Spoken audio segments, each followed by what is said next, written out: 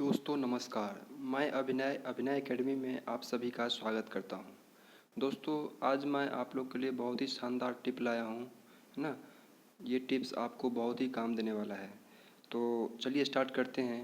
आज का मैंने टॉपिक रखा है how to remove stage fear, यानी कि स्टेज का डर कैसे हटाएं। दोस्तों आप सब जानते हैं कि समस्या अंग्रेजी का नहीं है, बल्कि आपका प्रिपरेशन व स्टेज फियर है। दुनिया का महान से महान स्पीकर स्टेज से घबराता है। अक्सर माइक पकड़ते ही बहुत सारी बातें उत्पन्न होने लगती है। क्या क्या बातें उत्पन्न होती है, जैसे पैरों में कपकपी, है ना, पसीने का आना, गले में सूखापन, आँखों के सामने अंधेरा छा जाना, हाथ पैर ठंडे पड़ जाना, दिल की धड़कन का बढ़ जाना, पूरा प्रेजेंटेशन भूल जाना। ये तमाम प्रॉब्लम्स शुरू हो जाते हैं जैसे ही माइक वो पकड़ता है। तो इन सब को दूर करने के लिए दोस्तों, है ना, शानदार प्रेजेंटेशन देने के लिए मैं आज आप लोगों के सामने कुछ नया नियम बताने जा रहा हूँ। इसको आप लोगों को ध्यान से, है ना, यूटिलाइज करना है खुद पे, ठीक है। चलिए तो स्टार्ट करते हैं। पहला, जो भी आप बोलना चाहते हैं उसे पहले साफ सुथरे अक्षरों में लिख लें। अपनी प्रेजेंटेशन को 3 भागों में बांट लें, है ना।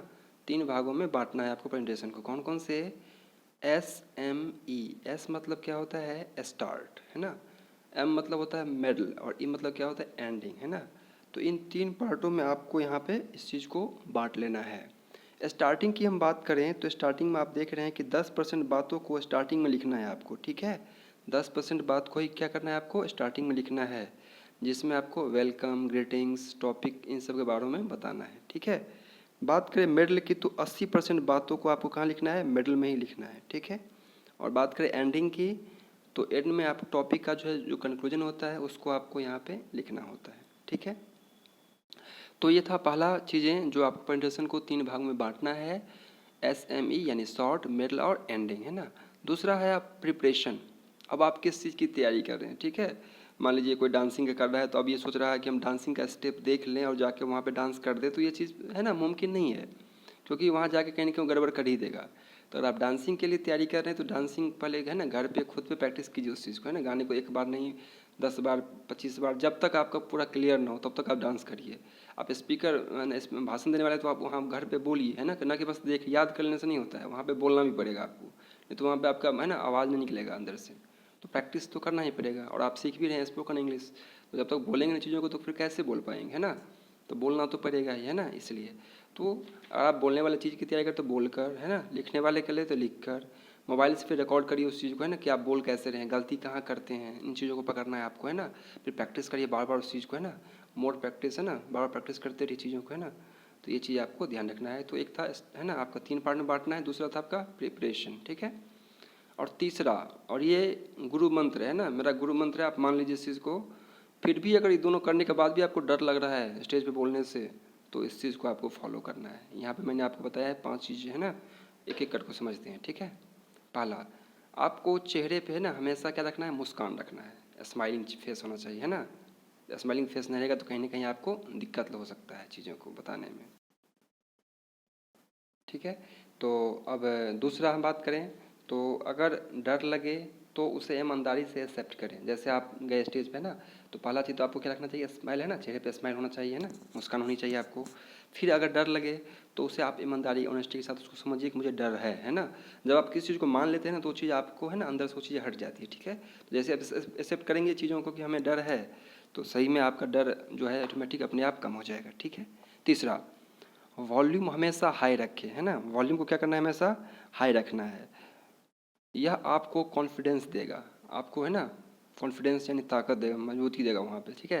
साथ ही साथ आपकी आवाज़ सब तक पहुँच पाएगी। जैसे कुछ लोग जाते हैं ना माइक लेते ही, अब धीरे धीरे बोल, है ना, आवाज़ में पता नहीं चलता कि वो बोल क्या रहा है, ठीक है, बहुत स्लो बोलता है, तो और डर जाता है चीज़ों को देख के, है ना। जैसे आप तेज़ी से बोलेंगे तो आपके अंदर एक स्ट्रॉन्ग एनर्जी, है ना, आएगी और आप सही से बोल पाएंगे, आपकी आवाज़ दूसरे तक पहुँचेगी, तो आपके अंदर जो है वो डर जो है ऑटोमेटिक गैप हो जाएगी, ठीक है। तो ये तीसरा रामबाण है। चौथा, सभी से आँखों में, है ना, आँखों में आँखें डाल करके बात करें, है ना, ना कि ऊपर नीचे देखें। जैसे बहुत सारे क्राउड रहते हैं ना, जैसे क्लासेस होती है, चाहे कहीं भी आप बड़े बड़े है ना स्पीच देने जाते हैं कहीं बड़ी बड़ी मंडली में या बड़े बड़े कॉलेजेस में, सेमिनार में, तो वहाँ पे क्या होता है कि कुछ लोग ना नज़र चुराते रहते हैं। तो आपको ऐसे नहीं करना है, ठीक है। तो चीज़ों को समझना है और ध्यान से, है ना, उस चीज़ को समझिए कि हम जब बात कर रहे हैं माइक पे तो कहीं ना कहीं सामने देख करके, यानी कि नज़र छुपा के बात करना है। इस चीज़ को थोड़ा सा आपको ध्यान रखना है, ठीक है। एंड पांचवा पॉइंट है मन ही मन सोचे, लेकिन हालांकि इस बात को मैं नहीं मानता हूँ, है ना, लेकिन ये कभी कभी कारगर भी काम करता है मेरे लिए, ठीक है। मैं अपनी बात बताऊँ तो हमारे लिए हमारे एक सर थे, मैं नाम नहीं लूँगा उनका क्योंकि, ठीक है, तो वो हमेशा मतलब जो भी पढ़ाते थे, तो जैसे हम वहाँ पर ट्यूशन पढ़ने जाते थे और वो कॉलेज में पढ़ाते थे, ठीक है। तो क्या होता था कि जैसे कभी कोई क्वेश्चन पूछते थे क्लास में, तो जनरली क्या होता था कि मैं जवाब दे देता था, है ना, कोई डरता नहीं था क्योंकि मुझे पता था कि सर हम लोग पढ़ाते ही हैं, तो कोई डर ही नहीं था। तो प्रेजेंटेशन देने में हालांकि थोड़ा जो भी है बोल देते थे वहाँ पे ना, तो डर ऑटोमेटिक हट जाता है। जब आप बोलेंगे तो फिर डर कैसे जाएगा, ठीक है। तो यही बात है कि जैसे मन ही मन सोचिए कि सारे श्रोता क्या है, मूर्ख है और आप दुनिया के महान स्पीकर हैं, ठीक है। मन ही मन आपको ये चीज़ सोचना है कि जो सामने बैठे हुए हैं वो समझिए हमसे बहुत नीचे है ना, और आप जो हैं बहुत बड़े स्पीकर हैं। ये मन में सोचना है ना, बोलना नहीं है, इसको उजागर नहीं करना है। तरीका गलत है लेकिन जो है ये ज़बरदस्त काम करता है, मुझे बहुत जगह इसका भी फ़ायदा भी मिला है इसका, ठीक है। तो आप भी ऐसा करें, सोचिए मन में, तो आपको क्या होगा, इससे डर नहीं होगा, है ना। ये मैं सिर्फ डर के लिए बोल रहा हूँ, ना कि इसको रियल लाइफ में अप्लाई करने के लिए, ठीक है। तो आपको कभी भी किसी भी स्टेज पे बोलने में डर नहीं होगा, ये चीज़ आप है यहाँ से ध्यान रखिएगा। चलिए आप लोग के लिए आज कन्वर्सेशन लाया हूँ, है ना, conversation between a secretary and caller, इन दोनों के बीच में आज, है ना, वार्तालाप हो रही है। चलिए समझते हैं। सेक्रेटरी को हम ए माने हैं और कॉलर को बी माने हैं, ठीक है। तो सेक्रेटरी जो है ना, कॉल रिसीव करती है, कहती है हेलो, है ना, अभिनय academy, how may I help you, है ना। कह रहा है कि मैं कैसे आपकी मदद कर सकती हूँ, है ना। तो बी कह रही है यस दिस इज़ बी, है ना, मतलब मैं बी हूँ। May I speak to Farida please, कह रहा है कि क्या मैं फरीदा से बात कर सकती हूँ। फिर ये कह रही है आई एम सॉरी, है ना, मुझे माफ़ कीजिए, but she is not in right now, है ना, वो जो है अभी नहीं है। बी कह रही है फिर ओके कोई बात नहीं। Do you know when she will be back, क्या आप जानती हैं कि वो कब आएंगी। फिर ये कह रहा है oh yes she should be here later on this afternoon, maybe about 4:30, may I take a message, may I take a message, ठीक है। कह रहे कि हाँ she should be here later on this afternoon, है ना, वह जो है इस आफ्टरनून के बाद आएगी, शायद 4, है ना, 4:30 यानी 4:30 बजे तक आ जाएगी, क्या मैं मैसेज ले सकती हूँ।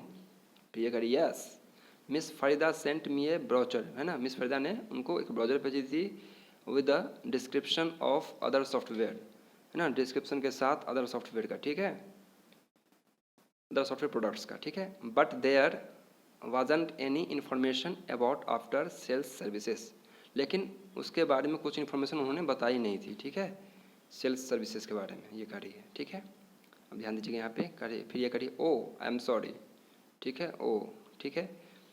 Would you like me to fax that to you, क्या आप मुझे फैक्स करना चाहेंगी। ये कह रही हैं, ये कह रही है कि आई एम सॉरी, माफ़ करना, क्या आप मुझे फैक्स करना चाहेंगी उनका, क्योंकि उन्होंने पूछा था कि मिस फरीदा ने उनको एक ब्राउचर भेजा था डिस्क्रिप्शन जो है सॉफ्टवेयर प्रोडक्ट्स का, लेकिन जो है वो कोई इन्फॉर्मेशन नहीं दी थी, ठीक है, सेल्स सर्विसेज के बारे में, है ना। तो ये कह रही है कि oh sorry would you like to me, है ना, fax, would you like me to fax that to you, क्या आप मुझे फैक्स करना चाहेंगी। फिर ये करिए yes but our fax is being repaired, है ना, कह रहा है कि मेरा फैक्स जो भी रिपेयर हो रहा है एट द मोमेंट, कुछ देर के बाद, है ना, and it will not be working, वो वर्क नहीं कर रहा है, अनटिल अराउंड 2:30, 2:30 तक वर्क नहीं करेगा, ठीक है। तो कह रहा है कि it will not working until around, मतलब 2:30 बजे तक वर्क नहीं करेगा। फिर कह रहा है कि हम, है ना, could you try sending that information around 3:30, क्या आप मुझे 3:30 तक इन्फॉर्मेशन दे देंगी। ये कह रही है फिर sure could I have your name telephone number and fax number please. ये बी फिर बी कह रही है yes my name is B and the phone number is that, है ना, this and the fax number is this, जो भी है उनका उन्होंने बताती है। फिर ये कह रही okay B is your name spelled B, है ना, उसको हो सकता है कहीं वी ना हो, इसलिए करेगा भैया आपका क्या बी है। चलिए फिर ये करिए यस फिर ये करें ऑल राइट, ठीक है miss P, and your phone number is this, फिर जो बता दिए थे उनको रिपीट करते क्या ये आपका है, and the fax number is this, is that correct, क्या ये सही है, यस इट इज़, या हाँ बिल्कुल सही है, ऑल राइट ठीक है, I will be sure to send you the fax this afternoon, है ना, मैं आपको इस आफ्टरनून दोपहर के बाद है दोपहर में आपको फैक्स कर दूँगा, ठीक है। फिर ये करिए ओके बाय। तो इस तरीके से कन्वर्सेशन था। आप लोग भी है ना इसको जो है 2 लोग मिलके घर पे है ना प्रैक्टिस करिए, चीज़ों को बोलिए, तभी आपको इंग्लिश आने वाली है ना, क्योंकि स्पोकन इंग्लिश में जब तक बोलेंगे नहीं चीज़ें नहीं आने वाली, इसलिए बार बार इसको प्रैक्टिस करिए, बोलिए चीज़ों को, इसमें कुछ और एडिशनल भी ऐड करिए, कोई दिक्कत होती है आप है ना तो कंप्लेंट बॉक्स में है ना आप जो है कमेंट कीजिए, है ना कमेंट बॉक्स में आप कमेंट कीजिए, मैं देखूंगा जो भी समस्याएं होंगी मैं उसको दूर करूंगा, ठीक है। चलिए तो आज हम वर्ड के बारे में कुछ बात करें, ठीक है।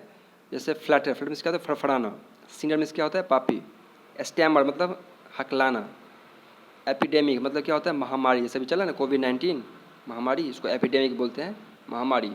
स्विंडल मीन्स क्या होता है ठग लेना, टिपलर मीन्स क्या होता है शराबी टिपलर, है ना स्क्वीज, स्क्वीज मीन्स क्या होता है निचोड़ना, जैसे नींबू निचोड़ना। जोडियक मतलब राशि, जॉकी, जॉकी होता है पेशेवर घुड़सवार, और रैप मीन्स क्या होता है लपेटना। तो ये थे आज के है ना टॉप 10 वर्ड, इंपॉर्टेंट वर्ड है, इसको याद कर लीजिएगा सभी लोग। तो आज की क्लास में इतना ही। अगर ये वीडियो पसंद आ रही है तो वीडियो को लाइक करें, चैनल पर नहीं है तो चैनल को सब्सक्राइब करें और दोस्तों के साथ शेयर करें। तो आज के लिए इतना ही, thank you, all the best.